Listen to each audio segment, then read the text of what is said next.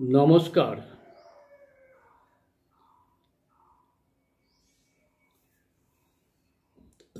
সকলে নিশ্চয়ই খুব ভালো আছো এবং বিশ্ব প্রেম পর্যায়ের আলোচনা শুনে বা পূর্ববর্তী দুটি পর্বের আলোচনা শুনে বিশ্ব প্রেম সম্বন্ধে কিছুটা হলেও ধারণা হয়েছে এই আশা নিয়ে আজ আমরা বিশ্ব প্রেমের পরবর্তী বৈশিষ্ট্য বা লক্ষণ নিয়ে ফিরে আসছি।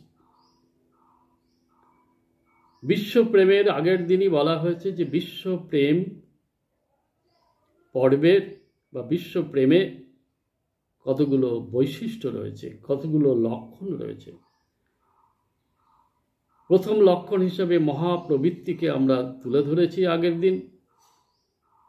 আজ হলো দ্বিতীয় লক্ষণ। এই দ্বিতীয় লক্ষণটির নাম হলো সংকীর্ণতা থেকে মুক্ত হওয়া। সংকীর্ণতা মুক্ত হওয়া। এই সংকীর্ণতা এমন একটি শব্দ যা জীবকে, মনুষ্যরূপী জীবকে, মানুষকে ক্ষুদ্র গণ্ডির মধ্যে বেঁধে রাখে, ছোট্ট জায়গার মধ্যে বেঁধে রাখে। আমরা যদি বিশ্ববাসীর প্রতিটি পরিবারের দিকে তাকাই তবে একটা বিশেষ ঘটনা লক্ষ্য করি। তবে সে যে প্রতিটি পরিবারের মধ্যেই সীমাবদ্ধ বা প্রতিটি পরিবারেই যে এই ঘটনা ঘটছে তা নয়। নিশ্চয় কোনো কোনো পরিবার বিশ্বপ্রেমের আলোয় আলোকিত, কিন্তু তা গুটি কতক। বেশিরভাগ পরিবারগুলি কেবলমাত্র নিজের নিজের পরিবার নিয়ে ব্যস্ত। কিভাবে নিজের ছেলেমেয়ের উপকার হবে, কিভাবে নিজেদের উপকার হবে, যদিও এগুলো উপকার নয়, ভোগবিলাস এবং কেবলমাত্র নিজের সন্তান, পিতা মাতা বা স্বামী স্ত্রী এই নিয়ে এদের মধ্যেই তাদের জগৎ সীমাবদ্ধ। তবুও তারা সুন্দর থাকতে পারছে না। সর্বদা ওই পাঁচ ছজন কি চারজন ব্যক্তির মধ্যে তাদের চিন্তা ভাবনা গণ্ডিবদ্ধ হয়ে বিরাজ করে। সবসময় তাদের ওই চারজনের কি করে উপকার হয়, চারজনের কি করে ভালো হয়, উপকার ঠিক বলা যায় না, ভালো হয়। কি ভালো? ভোগবিলাস যাতে সম্পূর্ণ হয় তার চিন্তা করে চলেছে। মজার ব্যাপার হলো তারা ভালো থাকতে পারছে না। কখনো একটু ভালো থাকে, বেশিরভাগ সময়ই মন্দে সময় কাটে। কেননা সেই পরিবারে মৃদু মন্দ বাতাস বয় না, হয় তুফান নাই গরম বাতাস প্রবাহিত হয়।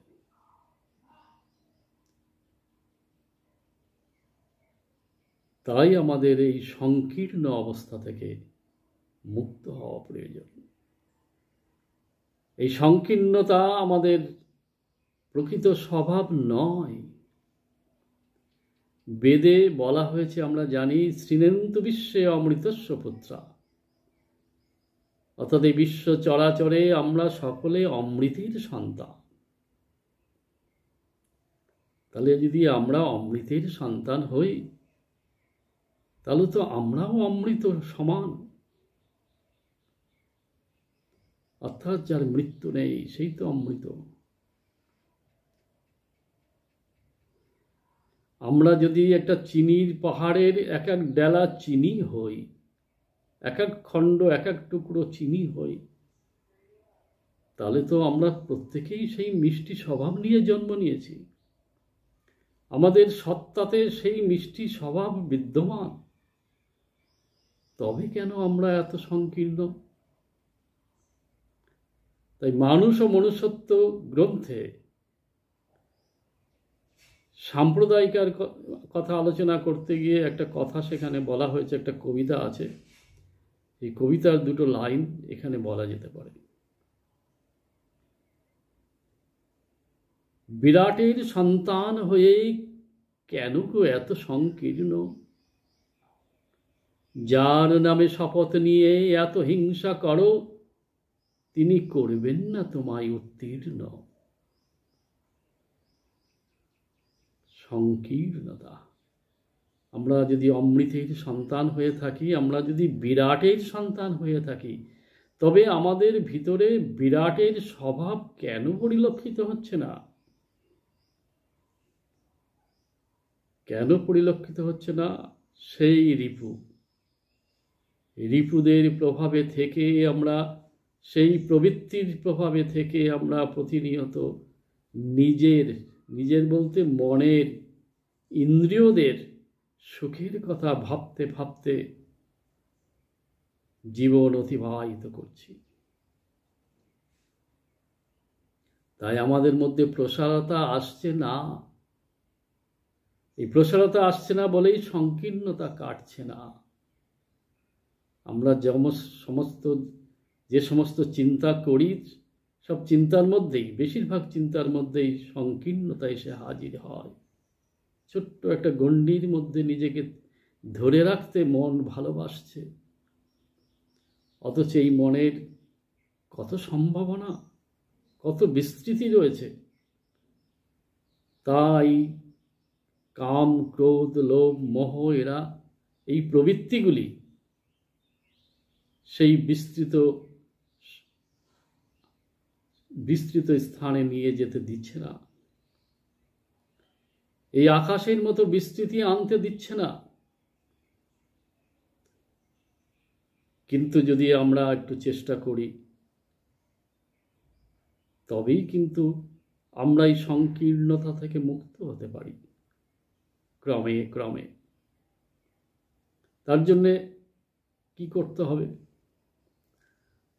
তার জন্যে 5টা গুণের সাধনা করতে হবে, 5টা গুণের অভ্যাস করতে হবে। এই 5টা গুণকে অর্জন করার জন্য কি কি? সরলতা, উদারতা, সহিষ্ণুতা, প্রসারতা এবং নম্রতা। সরলতা, উদারতা, নম্রতা, সহিষ্ণুতা এবং প্রসারতা। কিছু দরকার নেই, এত কিছু দরকার নেই। কেবলমাত্র প্রসারতা অভ্যাস করলেই আমরা এই সংকীর্ণতা থেকে মুক্ত হতে পারব। কেন সংকীর্ণতার বিপরীত অবস্থাই হলো প্রসারতা।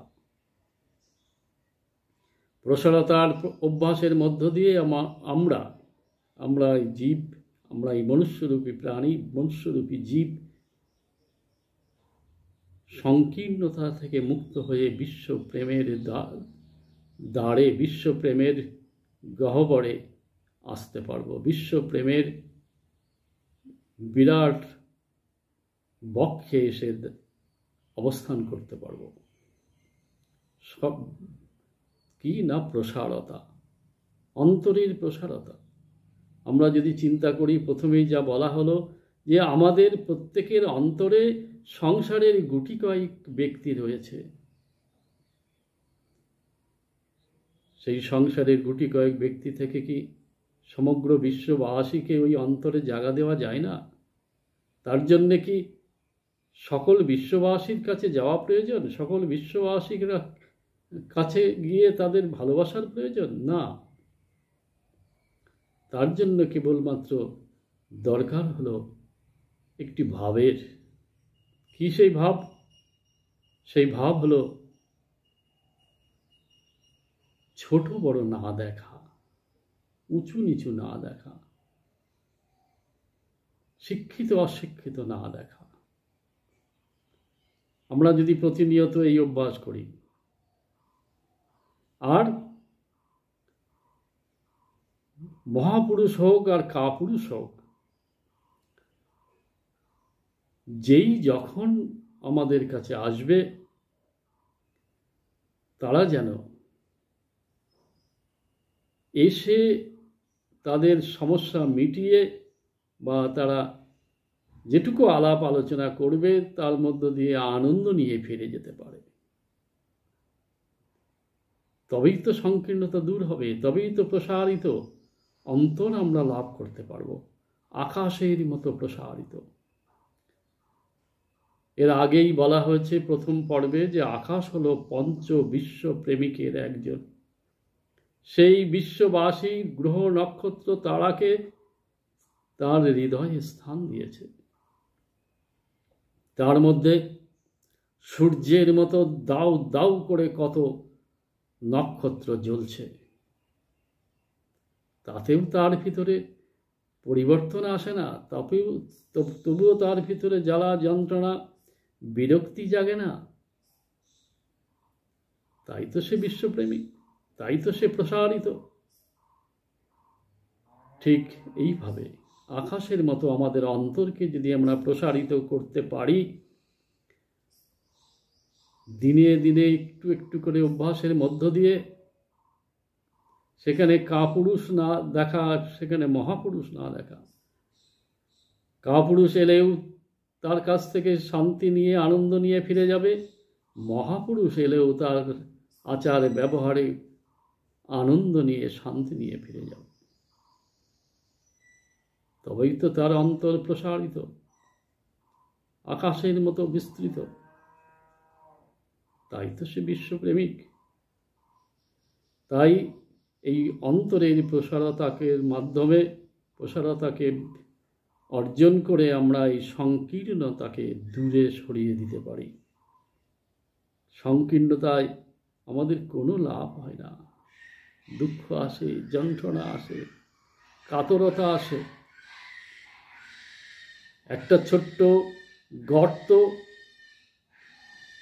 তাতে সুন্দর জল থাকে না, পশু কীট পতঙ্গ মশা মাছি হয়ে সেই জল নোংরা হয়ে যায়। তাই তো কোনো ব্যক্তি সেই জল খায় না, এমনকি সেই জল কোনো রকমভাবেই ব্যবহার করে না। তাই সংকীর্ণ ব্যক্তির সমাজে কোনো স্থান নেই। তাই চলুন আমরা অভ্যাস করি আজ থেকে আমাদের জীবনের, আমাদের অন্তরের সংকীর্ণতা একটু একটু করে তুলে ছুঁড়ে ফেলে দিই মহাসমুদ্রে।